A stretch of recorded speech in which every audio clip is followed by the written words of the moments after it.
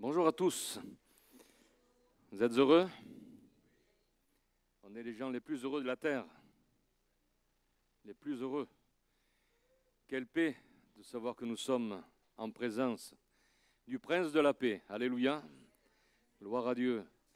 Gloire à Dieu pour sa présence dans nos cœurs, dans nos vies. J'avais préparé un message et puis la nuit dernière, le Seigneur m'a réveillé pour vous partager quelque chose d'autre et que j'aimerais vous partager. Vous savez, nous sommes à l'école. Vous et moi, nous sommes tous à l'école d'un professeur extraordinaire qu'est le Seigneur. Et nous avons sans cesse à apprendre, tout le temps.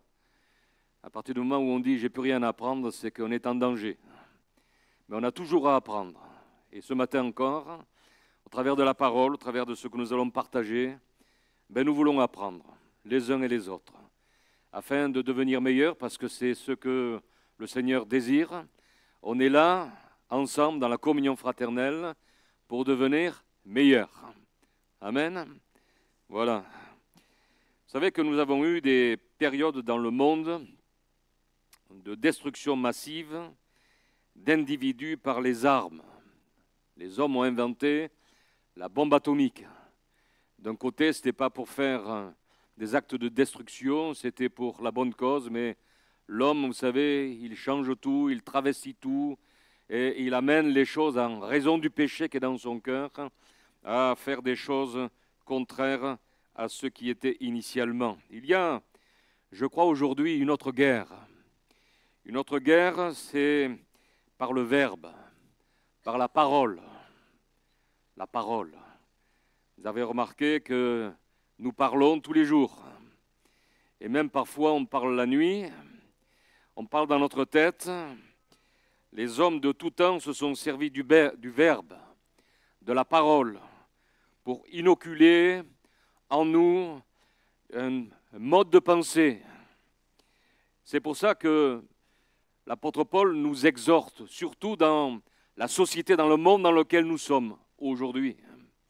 Et il nous dit, attention, à l'égard de tout ce que vous entendez, à l'égard de tout ce que les hommes profèrent au travers de leurs paroles.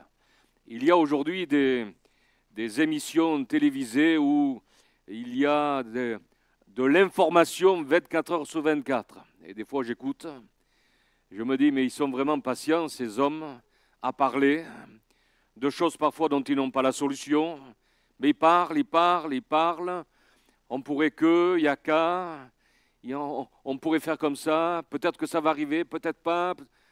Et les hommes entendent toutes ces paroles, mais sans s'en rendre compte. Les paroles, parfois, nous les recevons, et elles engendrent une façon de penser, de se comporter. C'est pour cela que l'apôtre Paul, lorsqu'il parle aux Romains au chapitre 12, au verset 2, il dit « Ne vous laissez pas modeler par le monde actuel, mais laissez-vous transformer par le renouvellement de votre pensée pour pouvoir discerner la volonté de Dieu, ce qui est bon, ce qui lui plaît et ce qui est parfait. » Car vous avez remarqué comme moi que les paroles que nous entendons provoquent des émotions. Et après avoir provoqué des émotions en nous, elles provoquent une réflexion, ce qui entraîne des actions. Vous avez remarqué comme moi, avec l'histoire, tout ce qui s'est passé, par une seule chose, le verbe. Des hommes ont pu entraîner tout un peuple à l'extermination du peuple d'Israël. Ils ont voulu, mais ils n'ont pas exterminé. Mais ça s'est fait comment? Ça s'est fait par le verbe.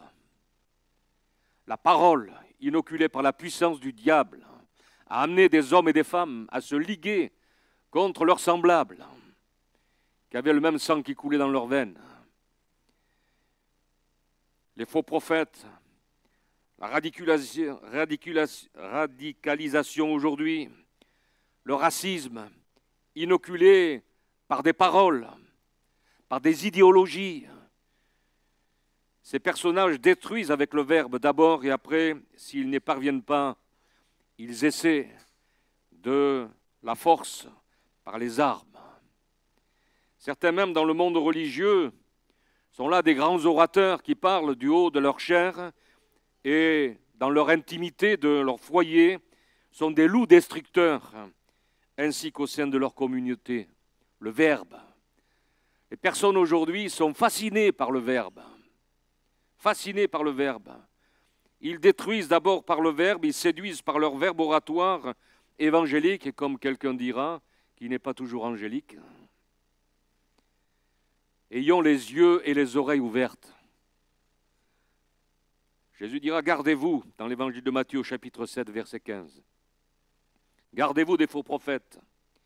Ils viennent à vous en vêtements de brebis, mais au-dedans, ce sont des loups ravisseurs. Et ils nous invitent à faire attention, à ne pas nous laisser impressionner par le ton de la voix, par l'art oratoire des hommes que nous pouvons entendre, que ce soit dans la vie, autour de nous, sur Internet ou autre. Souvent, des frères et des sœurs sont séduits, sont déstabilisés. Mais le Seigneur dira, vous les reconnaîtrez à leurs fruits. Vous les reconnaîtrez à leurs fruits. La parole, elle engendre une pensée, une émotion et une action. C'est pour cette raison que Jacques a dit, dans le chapitre 3, verset 1er, « Mes frères, qu'il n'y ait pas parmi vous un grand nombre de personnes qui se mettent à enseigner, car vous savez que nous serons jugés plus sévèrement. » Tu le sais, mon frère, hein? Bon. Nous bronchons tous de plusieurs manières.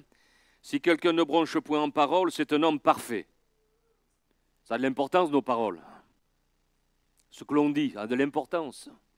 Puisqu'il dit, si quelqu'un ne bronche point en parole, c'est un homme parfait, capable de tenir tout son corps en bride. Si nous mettons le mors dans la bouche des chevaux pour qu'ils nous obéissent, nous dirigeons aussi leur corps tout entier. Voici même les navires qui sont si grands et que poussent les vents impétueux sont dirigés par un très petit gouvernail au gré du pilote. De même, la langue est un petit membre et elle se vante de grandes choses. Voici comme un petit feu peut embraser une grande forêt. La langue aussi est un feu. C'est le monde de l'iniquité.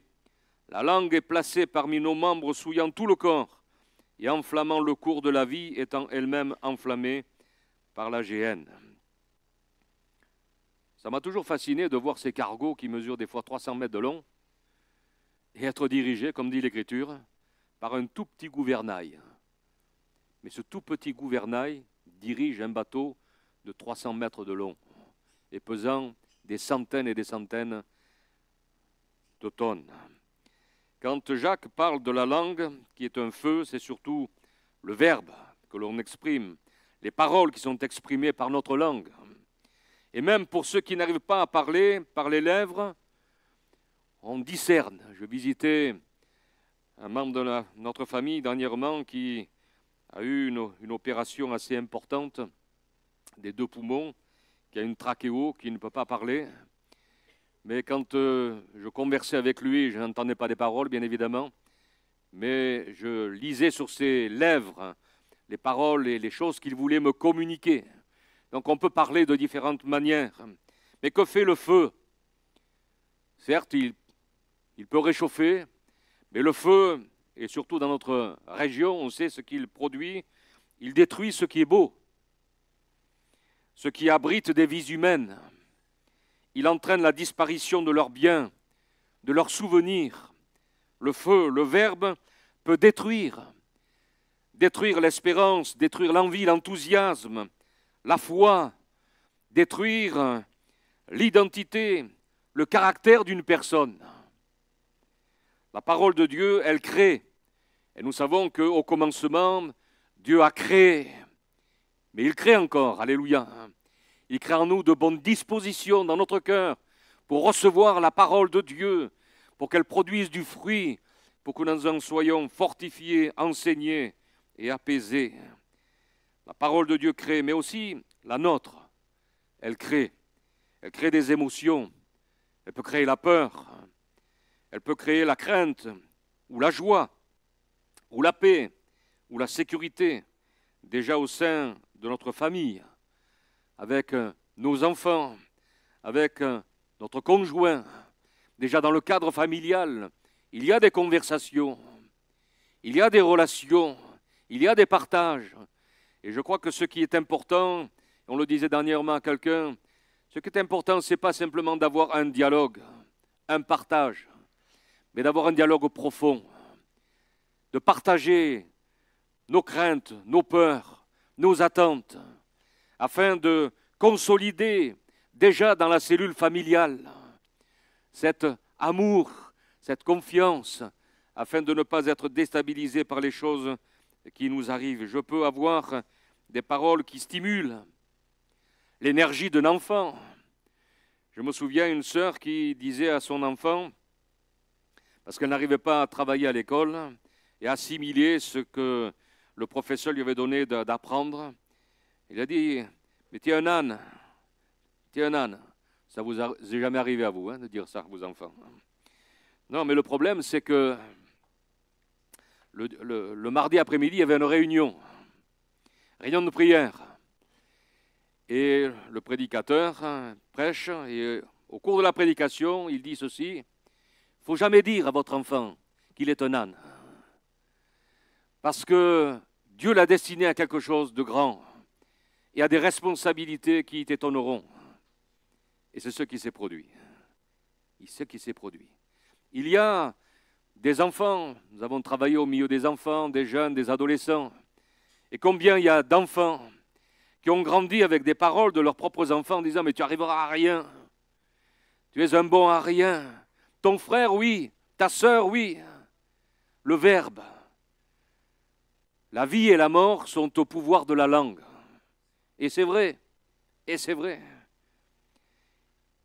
Mais dire « ça va aller ». Tu n'y arrives pas, mais tu vas y arriver. Des paroles positives. On rencontre, n'est-ce pas, de plus en plus de gens, et on regardait avec mon épouse hier soir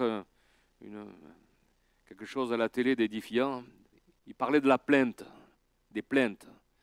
Je crois qu'en France, on est le roi de la plainte. Pas celle qui est en bas du mur, mais des plaintes verbales. On se plaint de tout, du temps qui ne va pas. Quand il fait chaud, on se plaint qu'il fait chaud. Quand il fait froid, on se plaint qu'il fait froid. On se plaint tout le temps. Mais le Seigneur veut, je crois en nous, surtout en tant qu'enfants du Seigneur, transformer notre langage. Afin que notre langage ne soit pas un langage défaitiste et qui démoralise, n'est-ce pas, nous-mêmes d'abord, et après ceux qui sont autour de nous, mais peut-être dire, oui, je vais t'encourager, et je vais prier, Seigneur, aide-moi à ne pas être négatif, mais à pouvoir être rempli de ton esprit, cet esprit de foi, cet esprit d'amour, cet esprit de force, et dire peut-être à celui qui est découragé déjà dans ma propre famille, autour de moi, de l'encourager. Peut-être une épouse stressée, épuisée, tout faire pour qu'elle s'épanouisse. Être là à ses côtés, non pas lui dire « mais tu devrais faire ceci, tu devrais faire cela », mais dire « chérie, on va prier, afin que la situation change, afin que les ténèbres reculent, afin que le Seigneur s'installe, afin que véritablement nous ne vivions pas comme nous vivons dans cet état de défaite. » Souvent, nous vivons dans un état de défaite parce qu'on se maintient dans cet état de défaite. On ne réagit plus. Et le Saint-Esprit veut que nous réagissions. Il y a des paroles que nous ne devons pas recevoir et qui sont là pour éteindre notre foi, notre enthousiasme, notre amour pour le Seigneur et de voir la victoire être remportée par le Seigneur en nous. Je lisais ce texte dans 1 Roi, chapitre 20, verset 1er. Une histoire de Ben-Hadad, roi de Syrie. Il rassembla toute son armée. Il avait avec lui 32 rois, des chevaux et des chars. Il monta, mit le siège devant Samarie et l'attaqua. Il envoya dans la ville des messagers à Akab, roi d'Israël, et lui fit dire « Ainsi parle Ben-Hadad, ton argent, ton or sont à moi, tes femmes et tes plus beaux enfants sont à moi. » Le roi d'Israël répondit « Roi mon Seigneur, comme tu le dis, je suis à toi avec tout ce que j'ai. » Les messagers retournèrent et dirent « Ainsi parle Ben-Hadad, je t'ai fait dire, Tu me livreras ton argent et ton or, tes femmes et tes enfants. J'enverrai donc demain à cette heure mes serviteurs chez toi. Ils fouilleront ta maison et les maisons de tes serviteurs. Ils mettront la main sur tout ce que tu as de précieux et ils l'emporteront. Le roi d'Israël appela tous les anciens du pays et dit « Sentez bien et comprenez que cet homme nous veut du mal, car il m'a envoyé demander mes enfants, mes femmes et mes enfants, mon argent et mon or, et je ne lui ai pas refusé. » Tous les anciens et tout le peuple dirent à Akab « Ne l'écoute pas et ne consens pas. » Et il dit au messager de Ben-Hadad, « Dis à mon seigneur le roi, je ferai tout ce que tu as envoyé demander à ton serviteur la première fois, mais pour cette chose, je ne puis pas la faire. » Les messagers s'en allèrent et lui portèrent la réponse. Lorsqu'on lit tout le récit de cette histoire, il est dit au verset 21, « Le roi d'Israël sortit, frappa les chevaux et les chars et fit éprouver aux Syriens une grande défaite. » Ah, il a enfin réagi de la bonne manière. Mais il s'était laissé pénétrer par ces paroles négatives. Vous savez, parfois on entend certaines conversations, certaines personnes qui nous parlent, parfois des reproches injustifiés, et ça nous blesse. Et je crois que c'est là qu'on a besoin d'avoir cette cuirasse pour empêcher les traits enflammés de nous atteindre et que cela affecte notre être intérieur. Cet homme nous veut du mal, c'est alors que les anciens lui dirent « Ne l'écoute pas, n'accepte pas, ne reçois pas, faisons le tri à l'égard de ce que nous pouvons entendre. » La parole est un instrument puissant. On ne s'en rend pas toujours compte, hein? Mais la parole est un instrument puissant. Quand je lis la parole de Dieu, il n'y a pas de problème. Je n'ai pas à m'inquiéter à savoir si c'est bon ou si c'est mauvais, tout est bon. Alléluia, tout est bon. Toute écriture est inspirée de Dieu, utile pour enseigner, pour corriger, pour apaiser nos cœurs, elle est bonne. Mais notre parole est un instrument puissant pour déstabiliser, pour détruire, pour enlever le courage, la joie, notre vigueur dans le service de Dieu. En revanche, elle peut aussi consoler, elle peut nous guérir, alléluia, lorsque je la reçois, me restaurer, réjouir mon cœur, me redonner l'espérance, la foi, la vigueur, quand elle vient de Dieu et que je la reçois. Voilà ce qu'elle produit et ce qu'elle veut produire en moi. Et David en a fait l'expérience de cette parole qu'il n'a pas reçue et qui lui a permis de continuer à servir Dieu et continuer à vivre dans l'appel que Dieu lui avait adressé. Dans 1 Samuel chapitre 17 verset 28, vous connaissez ce récit de l'Écriture où ses frères sont venus pour essayer de le décourager. 1 Samuel 17, 28, Eliab, son frère aîné, qu'il avait entendu parler à ses hommes, fut enflammé de colère contre David. Et il dit, mais pourquoi es-tu descendu? Et à qui as-tu laissé ce peu de brebis dans le désert? Ah, je connais ton orgueil et la malice de ton cœur. Hein? C'est pour voir la bataille que tu es descendu. David répondit, mais qu'ai-je donc fait? N'ai-je pas le droit de m'exprimer? Il se détourna de lui pour s'adresser à un autre et posa les mêmes questions. Le peuple lui répondit comme la première fois. Il aurait pu se laisser pénétrer par les paroles de ses propres frères. Et parfois, on peut avoir des paroles malencontreuses entre frères et sœurs, même au sein de l'Église. Et je crois que ce qui est important, c'est de rester fermement les yeux fixés sur celui qui nous a appelés, qui a fait de nous ses enfants, qui a fait de nous cette part d'être participants de la nature divine. Alléluia. Nous sommes enfants du Très-Haut. Alléluia. Ne te laisse pas pénétrer par des accusations destructrices, mais accomplis l'œuvre que Dieu t'a destiné d'accomplir. À l'inverse, les paroles qu'Élie reçut de Jézabel aussi furent destructrices de sa vigueur et le plongea dans la peur, dans la dépression, dans l'isolement. On voit d'un côté David qui ne se laisse pas pénétrer par ces paroles négatives, incrédules, méchantes même, alors qu'il venait de la part du Seigneur pour délivrer le peuple de l'oppression des Philistins. À l'inverse, dans des moments difficiles dans la vie d'Élie, il s'est laissé pénétrer par des paroles négatives et de mort. Vous savez, il faut toujours faire attention quand nous sommes fatigués physiquement. Parce que quand on regarde Élie, tout ce qu'il a fait avant que Jézabel lui dise ce que tu as fait au prophète, je vais te le faire à toi, c'est-à-dire je vais t'égorger. Il était tellement fatigué. Vous savez, quand on est fatigué, on devient perméable. Soyons vigilants, car nous sommes une trinité, un corps, une âme et un esprit, et tout est lié. Quand le corps est fatigué, l'esprit est fatigué aussi. On n'a plus le même force pour réagir face aux assauts de l'ennemi. Et on voit, n'est-ce pas, qu'il s'est laissé atteindre dans son cœur. Il a quitté son serviteur, il est allé dans le désert, et là il a demandé la mort.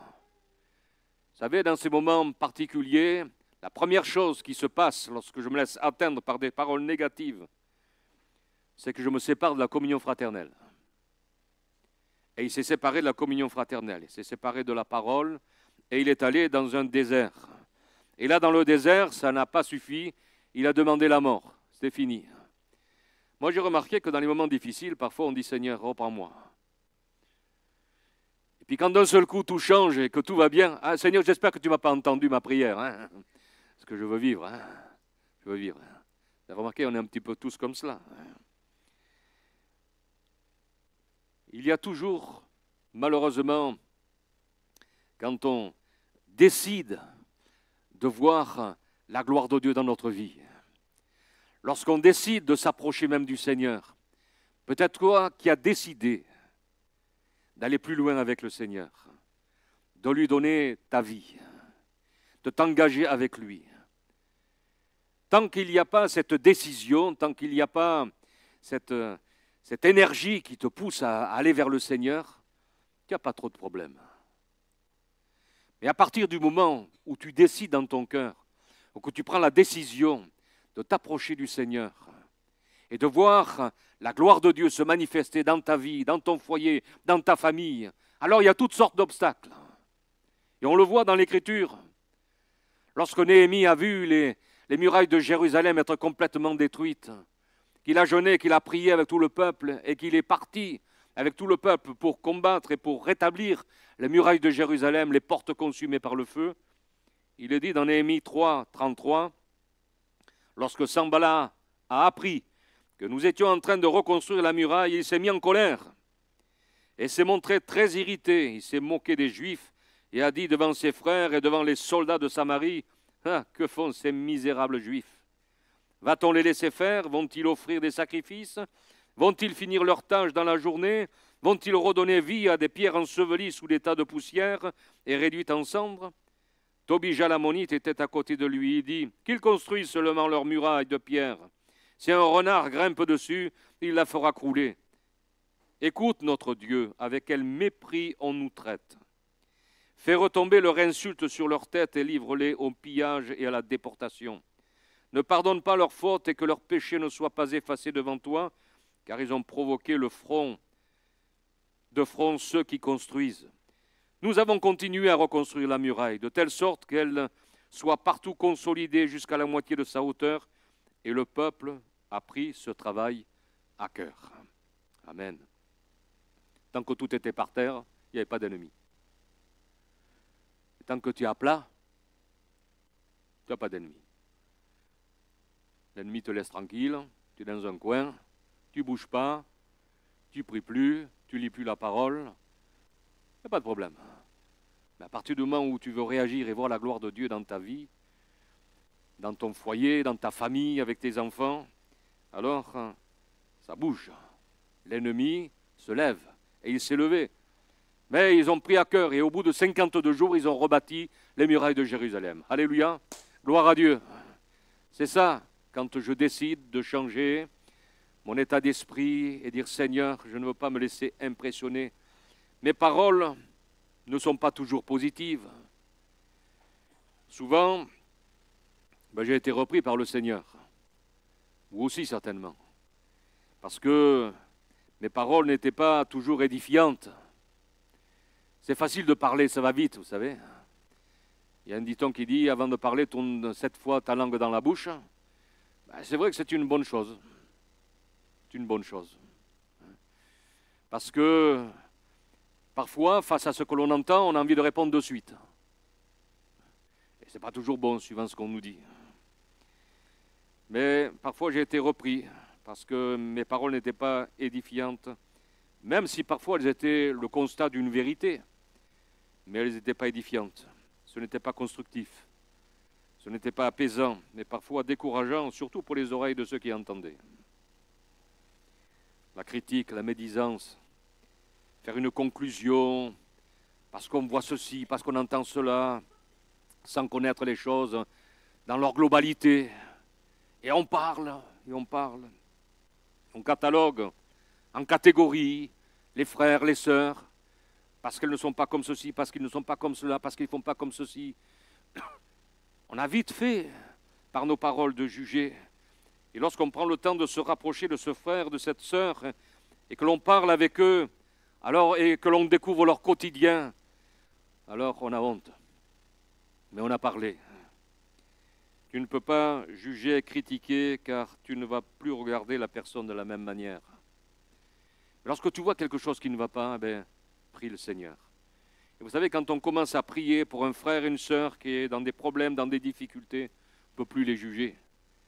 Parce que la prière nous fait les aimer et les apporter au trône de la grâce. Seigneur, remplis-moi de ton amour. C'est là ma prière. Remplis-moi de ton amour, de ta compassion, de tolérance, pas à l'égard du péché, mais de tolérance. Certes, le péché, nous devons le combattre. Ne devenons pas légalistes par nos jugements à l'emporte-pièce sur des formes au lieu de considérer le fond, parfois, de ce qui se passe. Je suis apaisé parfois par les paroles des hommes bienveillants. J'aime écouter certains personnages qui sont remplis d'empathie, qui sont remplis de paix, qui apportent, et qui ne sont pas chrétiens toujours, hein, et qui apportent des solutions, et qui sont positifs. On a du plaisir à les écouter, et dans la parole aussi, bien évidemment. Mais on rencontre des personnes comme cela. Les hommes sont touchés par l'amour qui se dégage de certaines personnes dans ce monde, et qui font du bien, et qui font le bien. Pas seulement des paroles, mais aussi en action. Et ils s'investissent pour le bien. Et ça fait du bien de voir de telles personnes. C'est encourageant. C'est pour cela que l'apôtre Jean nous dit, c'est bien de dire, de faire en parole. Il dit dans 1 Jean chapitre 3 verset 16, nous avons connu l'amour en ce que Jésus a donné sa vie pour nous. Nous aussi, nous devons donner notre vie pour les frères. Si quelqu'un possède les biens du monde et que, voyant son frère dans le besoin, il lui ferme ses entrailles, comment l'amour de Dieu demeure-t-il en lui, petits enfants? N'aimez pas en parole et avec la langue, mais en action et avec vérité. Par là, nous connaîtrons que nous sommes de la vérité et nous rassurerons nos cœurs devant lui. Ça me fait penser à ce fiancé qui a écrit un jour à sa fiancée. Il lui a fait une lettre. Tu es la plus belle. J'ai rencontré une princesse. Et tu es merveilleuse. Et puis il détaillait, n'est-ce pas? Et la jeune fille qui disait ça, elle était là. Ah, ça y est, j'ai trouvé le prince charmant. Puis à la fin de la lettre, il met avant de la signer. Et tu sais, s'il ne pleut pas, je viendrai te voir. Il avait tout compris. Et oui, n'aimez pas en parole seulement, mais en action et en vérité. On démontre que l'on aime par nos actions, pas simplement par nos paroles. Il est dit, car Dieu a tant aimé, oui, mais il a donné, et il sait donner. Et l'amour se manifeste par le don de notre vie, par des choses que les hommes et les femmes vont voir. Je me souviens de cette personne qui avait un voisin irascible. Et Un jour, elle a fait un gâteau et elle lui a apporté un gâteau. Il dit, après tout ce que je te fais, tu m'apportes un gâteau? Oui, parce que je t'aime de l'amour du Seigneur. Et cette personne a été transformée petit à petit et est arrivée à la conversion. Que font les pensées qui s'agitent en foule dans notre esprit? Dans le psaume 94, au verset 18, le psalmiste dira, « Quand je dis, mon pied est en train de glisser, ta bonté éternelle me sert d'appui. Quand mon cœur est agité par une foule de pensées, tes consolations me rendent la joie. » Amen. Parce que là-dedans, il s'en passe. Il s'en passe là-dedans. Il y a une véritable guerre là-dedans. Heureusement qu'elle est petite, la tête. Parce que si elle était un peu plus grosse, je crois qu'elle se remplirait aussi.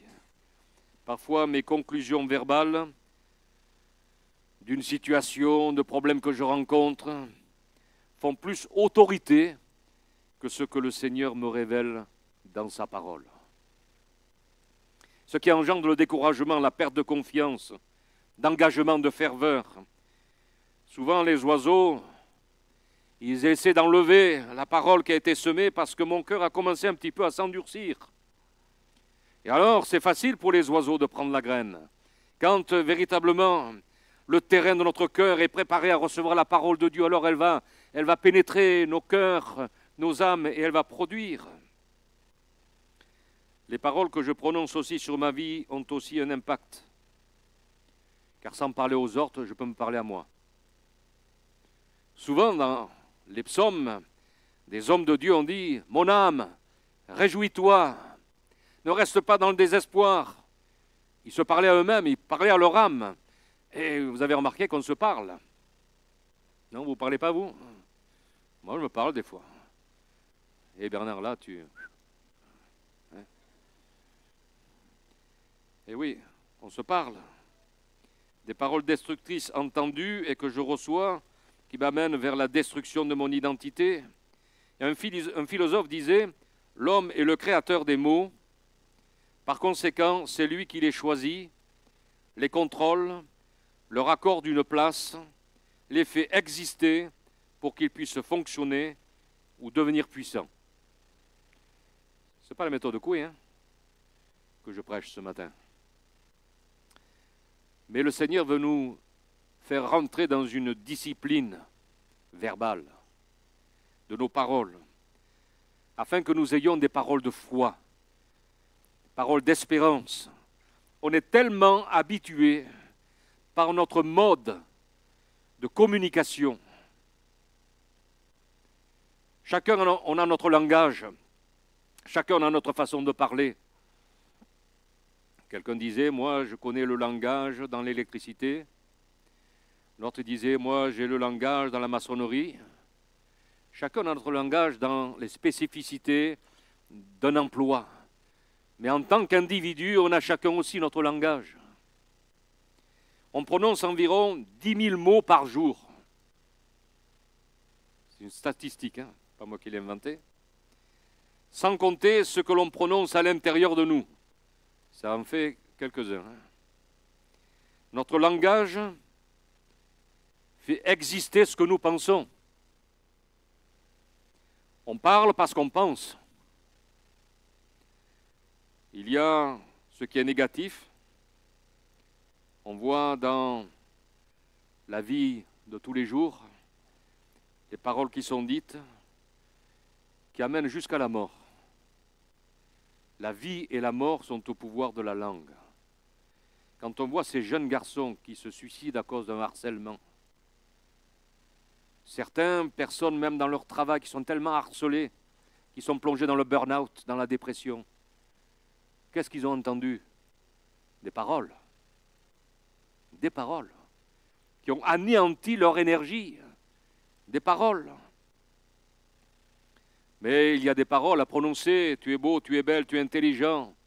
Nous valoriser, nous donne de l'assurance là où nous en manquons. Et cela pour aller plus loin. C'est pour ça que Paul parle aux Thessaloniciens au chapitre 5, au verset 11. Il dit, c'est pourquoi exhortez-vous, encouragez-vous, réciproquement édifiez-vous les uns les autres, comme en réalité vous le faites. La parole est une puissance unique dans l'univers. Elle est irremplaçable. Elle nous relie, à nous en tant que chrétiens, à Dieu par la prière. Alléluia. C'est formidable ça. Hein? Nous sommes connectés. Il n'y a pas de problème de connexion. Le réseau, il est toujours en fonction. Parfois dans nos maisons, c'est coupé, mais le réseau avec le ciel, avec notre Père Céleste, il est toujours là. Elle nous permet d'établir des liens, des attaches, des rapprochements. La Bible dit que les paroles que nous prononçons ont une influence sur notre vie. Vous est-il déjà arrivé de prononcer ce genre de paroles sur vous-même ou sur votre vie? Ah, je suis moche. J'y arriverai pas. J'y arriverai jamais. C'est pas possible. C'est pas possible. Paroles négatives. Mais nous ne pouvons pas prononcer des paroles négatives tout en espérant vivre une vie positive. C'est pas possible. Dans le Proverbe 18 au verset 20, il est dit « Chacun goûtera à satiété les fruits de ses paroles et se rassasiera de ce que ses lèvres ont produit. » Et c'est là qu'il dit « La mort et la vie sont au pouvoir de la langue. Vous aurez à vous rassasier des fruits que votre langue aura produits. » Mais ce n'est pas toujours facile, vous avez remarqué comme moi, de changer les mauvaises habitudes dans nos langages. Peut-être quelques conseils. Ne prononcez rien qui soit contraire à votre foi en Dieu et en sa parole. Vous devez faire le choix chaque jour, et c'est une discipline spirituelle, de faire dominer la vérité de la parole de Dieu dans votre vie et dans vos pensées. Et ceci, c'est ma responsabilité. C'est dans mon pouvoir. Dans le livre des Lamentations, je le cite souvent parce qu'il me plaît ce texte, de Jérémie au chapitre 3, verset 19. Il dit « Quand je pense à ma détresse et à ma misère, à l'absinthe et au poison, quand mon âme s'en souvient, elle est abattue dedans de moi. Mais voici ce que je veux repasser à mon cœur, ce qui me donnera de l'espérance. C'est que les bontés de l'Éternel ne sont pas épuisées, ses compassions ne sont pas à leur terme, elles se renouvellent chaque matin. Oh, que ta fidélité est grande. » Alléluia. Il a fait triompher. Oui, il était abattu, mais pas de problème. Seigneur, tu es là. Soyez constants. Si vous choisissez d'être dans un état d'esprit positif, priez et faites-le chaque jour. Et alors l'orientation de votre vie va changer, votre vie spirituelle va être transformée. La foi, l'énergie va revenir. Ce que vous croyez est plus important que ce que vous ressentez. Parce qu'on peut se tromper par ce que l'on ressent, par nos sentiments. Il y a le mot mentir dans le mot sentiment. Les influences négatives dans votre vie peuvent provenir de vos propres sentiments. Mais il est aussi possible qu'elles proviennent de personnes qui vous entourent. C'est important de décider d'être positif. Faites l'expérience de transformer vos paroles et la joie reviendra dans votre vie.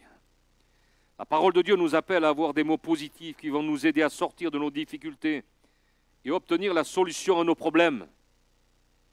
On peut se parler et Dieu nous parle.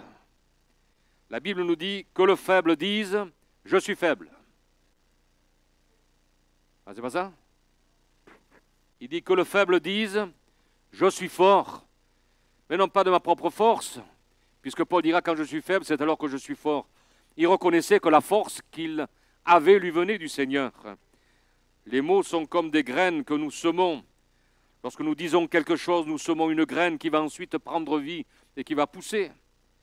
Vos paroles peuvent empêcher le plan de Dieu à se réaliser, parce que vous avez des paroles incrédules, de défaite.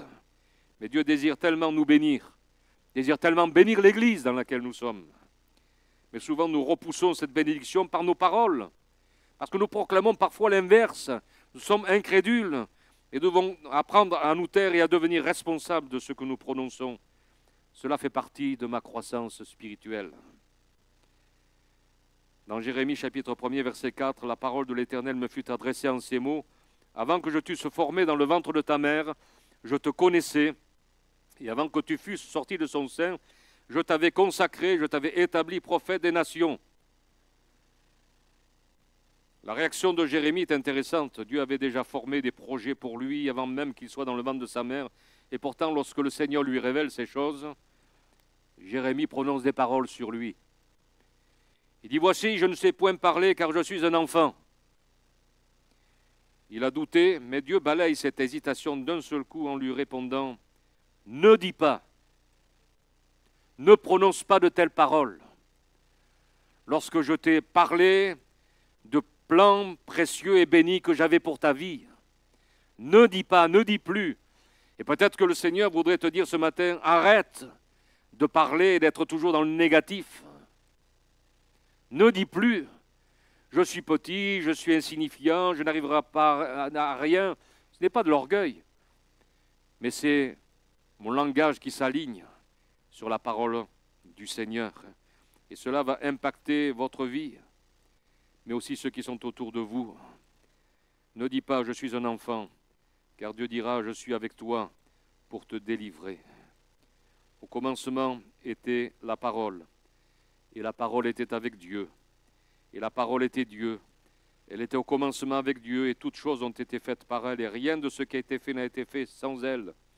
En elle était la vie, et la lumière était la lumière des hommes. Vous savez, notre problème, très peu de chrétiens, un pourcentage faible, aujourd'hui de chrétiens lisent quotidiennement la Bible, la parole de Dieu.